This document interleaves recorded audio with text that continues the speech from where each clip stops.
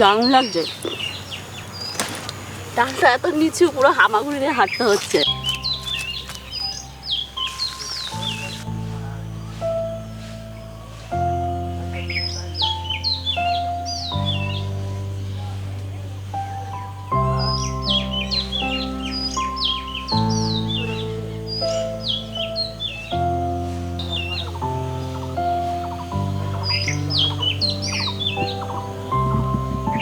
এই দেখুন বন্ধুরা, কি সুন্দর কচি শশা হয়েছে। এই ক্ষেতের সাইড দিয়ে শশা গাছ দিয়েছে আর ভেতরে ঝিঙে গাছ দিয়েছে। এটা কিন্তু আমাদের ক্ষেত না, আমাদের বাড়ির পাশে এক কাকার ক্ষেত।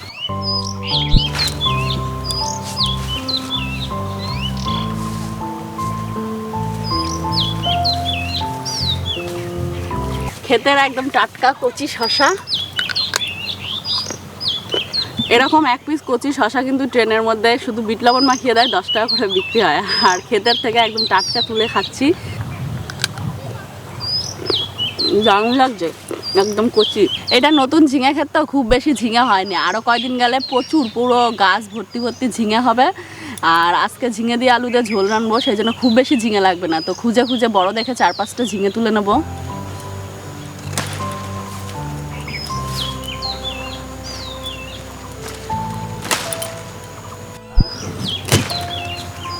রাস্তা এত নিচু, পুরো হামাগুড়ি দিয়ে হাঁটতে হচ্ছে। এই যে এখানে একটা বড় আছে, এইটা আবার পোকাই খেয়ে নিয়েছে, এটা নেবো না। এই দেখুন উপরে একটা ঝিঙে হয়ে রয়েছে বড়। এটা কিন্তু আস্তে আস্তে ঝিঙে হবে, ঝিঙে ধরছে মাত্র, আস্তে আস্তে অনেক হবে ঝিঙে।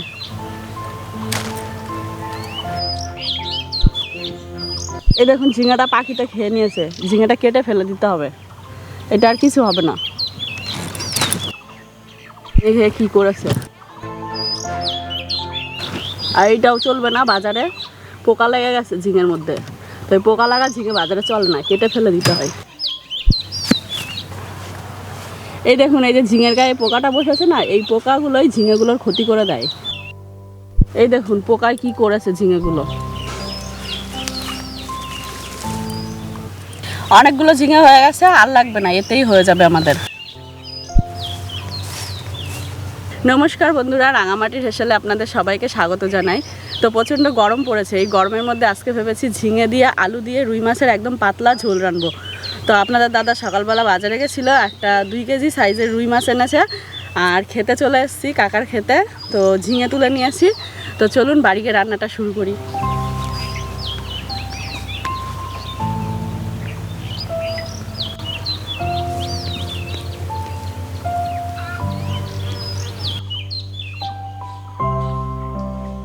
প্রথমে মাছটা কেটে নিই। মাছের আঁশগুলো দেখুন কি সুন্দর করে ছাড়িয়ে যাচ্ছে।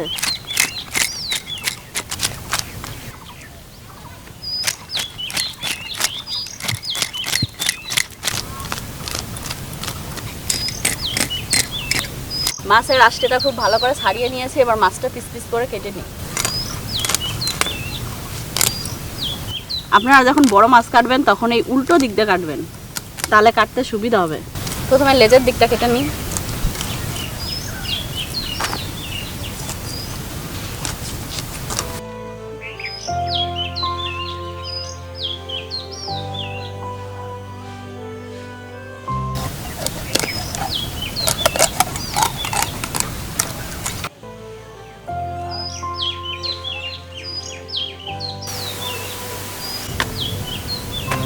প্রায় 20 পিস মতো মাছ হয়ে গেছে।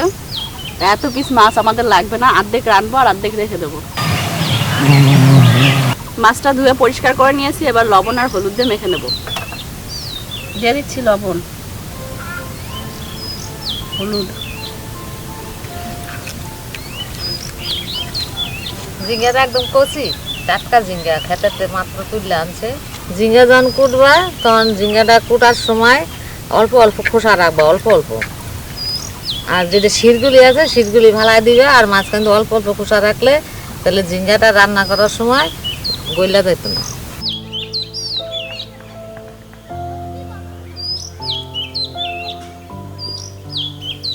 কড়াইতে দিয়ে দেবো সর্ষের তেল।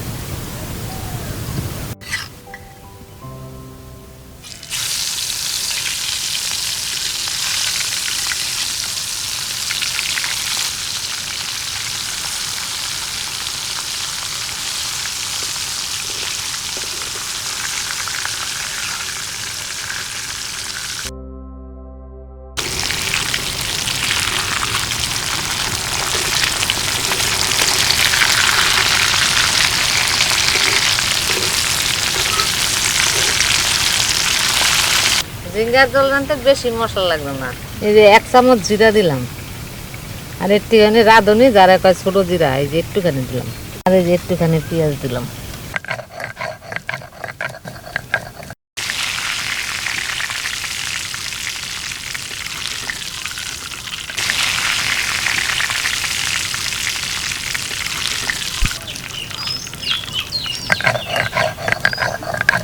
কড়াই গরম করে অল্প একটু তেল দেবো। তেল গরম হয়ে গেছে, প্রথমে তেলের মধ্যে আলুটা ভেজে নেব।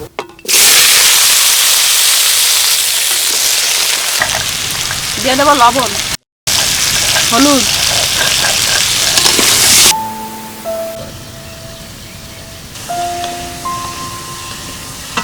আলুটা এই যে এরকম হালকা করে যখন ভাজা হয়ে যাবে তখন দিয়ে দেবো ঝিঙে।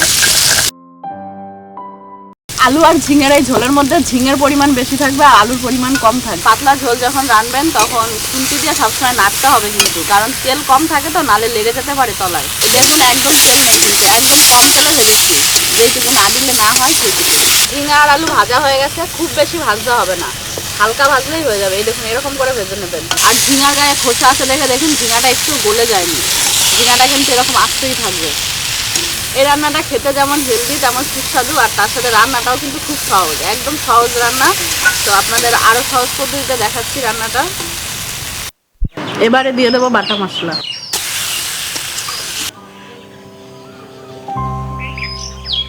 মশলা দিয়ে ঝিঙেটা আলুটা কষানোর সময় একটা টমেটো দিয়ে দেবো। দিয়ে দেবো সামান্য চিনি, তাহলে টেস্টটা ভালো আসবে।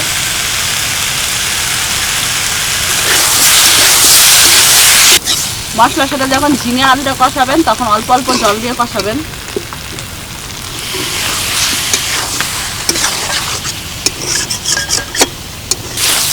ঝিঙে আর আলু দিয়ে মশলাটা খুব ভালো করে কষানো হয়ে গেছে, এবার জল দিয়ে দেবো। যেহেতু পাতলা ঝোল রানবো তাই একটু বেশি করে জল দিতে হবে ঝোলের জন্য।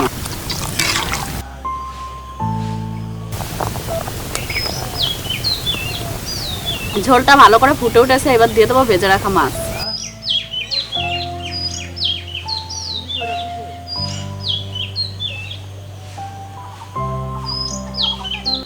মাছের পাতলা ঝোল হয়ে গেছে, এবার নামিয়ে নেব। ঝোলের মধ্যে ফোড়ন দেবো, সেই জন্য সামান্য একটু তেল দিয়ে দেবো।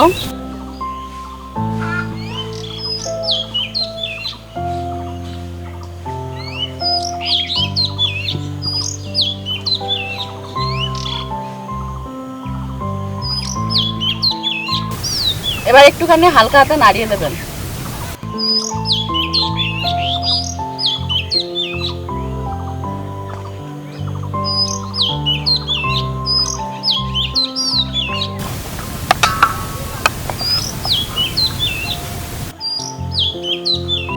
ঝোল এনা ঝিঙে আর আলু।